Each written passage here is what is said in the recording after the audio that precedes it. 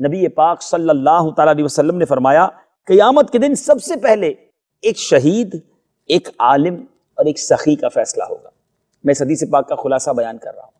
اب سب سے پہلے شہید کو اللہ عز و جل کی بارگاہ میں لایا جائے گا، اللہ تبارک و تعالیٰ اسے اپنی نعمتوں کا اظہار فرمائے گا اور وہ اقرار کرے گا کہ ہاں میرے مولا تو نے مجھے نعمتیں دی۔ ارشاد ہوگا بتا ان نعمتوں کے مقابلے میں تو نے کیا کیا؟ تو شہید کہے گا مولا میں نے تیری راہ میں جہاد کیا، لڑتے لڑتے جان دے دی۔ جان دینے سے زیادہ تو بڑا کوئی کام نہیں نا، یا اللہ میں نے تیرے نعمتوں کے مقابلے میں یہ کیا کہ اپنی جان دے دی۔ ارشاد ہوگا تو جھوٹا ہے، تو نے اس لیے جہاد کیا کہ لوگ تجھے بہادر کہیں، زمانے میں تجھے بہادر کہا گیا، تیرا نام بہادر کے نام سے مشہور ہو گیا، لیکن اب آخرت میں میرے دربار میں تجھ کو کوئی اجر نہیں ملے گا۔ پھر اللہ عز و جل کے حکم سے وہ شہید گھسیٹ کر جہنم میں ڈال دیا جائے گا۔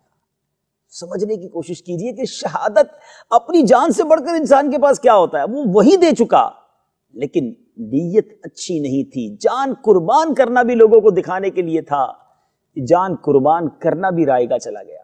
پھر اس کے بعد دوسرا شخص لایا جائے گا جو عالم ہوگا، اس نے علم پڑھا ہوگا، لوگوں کو پڑھایا ہوگا، اللہ تبارک و تعالیٰ اپنی نعمتوں کا اس کے سامنے اظہار فرمائے گا اور وہ اقرار کرے گا کہ مولا ہاں مجھے نعمتیں ملی ہیں۔ ارشاد ہوگا بتا تو نے ان نعمتوں کے مقابلے میں کیا کیا؟ اب وہ عالم کہے گا مولا میں نے علم سیکھا، دوسروں کو علم سکھایا، علم کو پھیلایا۔ اللہ ارشاد ہوگا کہ تو جھوٹا ہے، تو نے اس نیت سے علم پڑھایا کہ لوگ تجھے عالم کہیں، تو نے اس لیے قرآن پڑھایا کہ لوگ تجھے قاری کہیں، تجھے دنیا میں قاری بھی کہہ لیا گیا، عالم بھی کہہ لیا گیا۔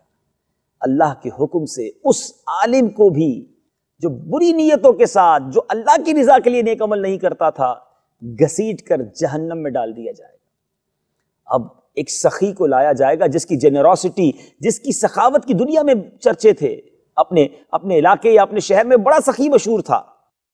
اللہ اسے اپنی نعمتوں کا اظہار فرمائے گا، وہ اقرار کرے گا ہاں میرے مالک مجھے یہ ساری نعمتیں ملی ہیں۔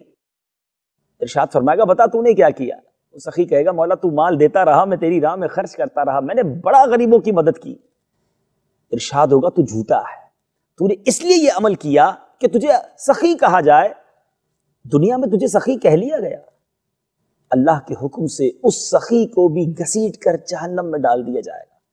ٹرائی ٹو انڈرسٹینڈ، سمجھنے کی کوشش کیجئے، سخی، عالم اور شہید یہ بہت بڑا رتبہ ہوتا ہے، بڑی بڑی نیکیاں ہیں، مگر بیکاز وجہ کیا ہے؟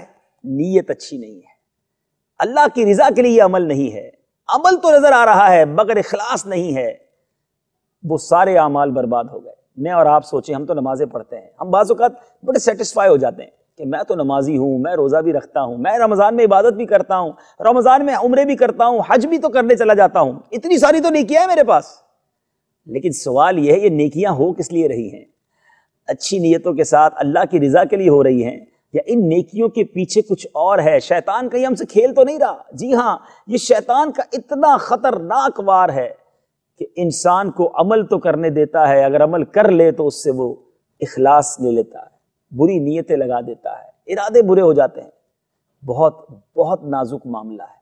اچھی نیت یقیناً جنت میں داخل ہونے کی ایک شاندار چابی ہے، مگر اللہ کرے ہمیں اعمال کے اندر، اچھے اعمال میں اچھی نیتیں کرنا بھی نصیب ہو جائے۔ صلو علی الحبیب صلی اللہ تعالی علی محمد۔ مجھے اپنی اور ساری دنیا کے لوگوں کی اصلاح کی کوشش کرنی ہے۔